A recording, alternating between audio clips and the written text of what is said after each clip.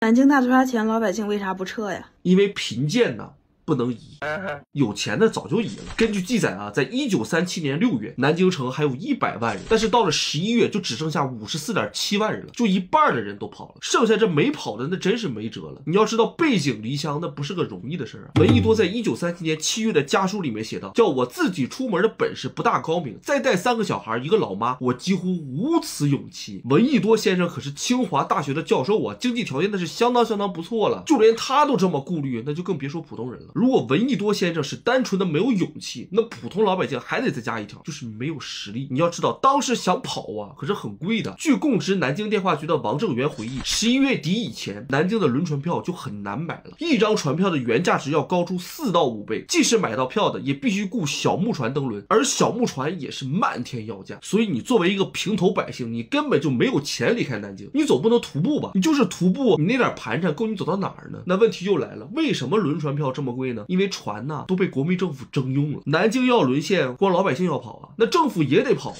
当时国民政府所属的全市的交通工具，包括600辆汽车和220只民船，用来军事和国民政府的西迁上。当时南京市长叫做马超俊，他就指示交通部，西迁各船抵达后急续回迁送难民，就是到了重庆啊，把东西放下，赶紧回到南京去接老百姓啊。这个想法很好，但是只是一句空话，因为所有人都明白，在南京沦陷的时候，这些船呢都不可能赶回去。那国民政府是不是一点事儿都没干呢？那也确实不是。国民政府也做了很多个暂时疏离的方案，但这些方案都只是方案。为什么呢？因为撤离在政府的内部啊，属于一个非公开传达的状态。就什么意思呢？小道消息，你听见了信了，那你就走；不信你就留下。但是很多知道内情的达官显贵啊，全带着家人走了。时任行政院政务处长的何连后来在回忆录里面写，叫日机开始轰炸南京时，我的家属已离开南京。大汉奸周佛海也在8月6号将他的妻子儿女都送船去了湖南。那为什么国民政府没有组织大规模的撤离呢？就是怕引起民众的恐慌。但这种小道消息不胫而走，导致民众更恐慌了。等到11月中旬，国民政府正式下令开始大规模撤离的时候，那已经完全来不及了。就像刚才说的，中国的民船大部分都被国民政府征用了，做机关方面的转移了。一般市民只有搭乘开赴上游的外国轮船才能离开，船票贵不说，载的人呢也非常少。当然，在撤退之前，国民政府也对西方人士成立的南京安全区给予了支持。支持了什么呢？10万英镑、3万担大米、1万袋面粉和一些实验。这些东西相比数以万计的难民来说，那简直杯水车薪。那刚才说了啊，一大堆有钱有势的跑了，那没跑的在干嘛？我告诉你，第一件事就是嫁闺女，就是家里有姑娘的，赶紧把姑娘嫁出去。当时的报纸上全是结婚启事。根据幸存者丁荣生证言，就哪怕当时丁家极度缺乏的劳动力，也是把女儿丁荣生匆匆忙忙嫁给了一个店铺伙计。为啥？就是怕日本兵来了出意外。结果还是意外了，整个南京城的强奸惨案高达2万多起。你结不结婚呢？又能怎么样呢？另外一部分老百姓呢，就是各种搬，就是用搬家来缓解内心的焦虑。城北的搬到城南，城南的搬到玄武湖，玄武湖的再搬到乡下，就总认为搬一下总比不搬要好。其实有用吗？都没用。再有一部分就是去找安全区避难。事实证明啊，安全区也不是绝对安全。根据拉贝日记，南京沦陷之初，日军几乎每天都会来安全区强奸妇女。仅在金陵女子文理学院一处就有100多名姑娘被强奸。但是即便如此，安全区也比安全区以外的地方安全太多了。正是这20多个有良知的西方人保护了20多万南京平民的。其中有一个外国人叫约翰马吉，他是冒着生命危险，用仅有的一台16毫米的摄影机记录了105分钟的日军暴行，成为目前发现的侵华日军南京大屠杀唯一的动态影像资料。但必须得说，还是有相当一部分的老百姓都没去安全区，反而选择自己在家中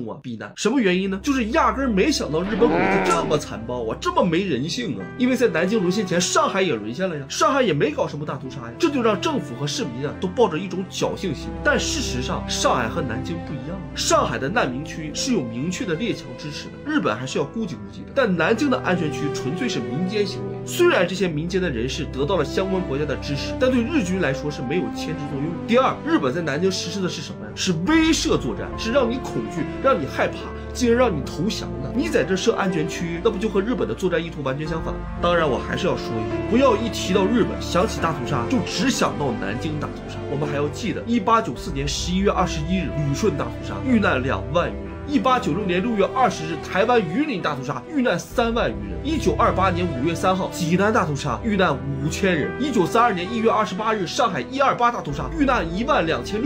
1932年9月16日，平顶山惨案，遇难3100余人。1932年辽宁新宾县大屠杀，遇难1万余人。1934年哈尔滨伊兰大屠杀，遇难人数约2万人；1937年11月26日无锡大屠杀，遇难14200余人；1937年11月29日常州血案，遇难人数1万人；1937年12月7日芜湖大屠杀，遇难1万人；1938年2月5日凤阳屠城，遇难5000人。像这样日本造成的大屠杀还有很多，这些我们都要和南京大屠杀一样，永永远远的记得。这些被战火洗礼过的灵魂，将同人民的命运融在一起。我们今天所做的一切，无上光荣。别回头，向前走，出口有光，有人间烟火，有国泰民安。别忘记，来时路有民族苦难，有国仇家恨。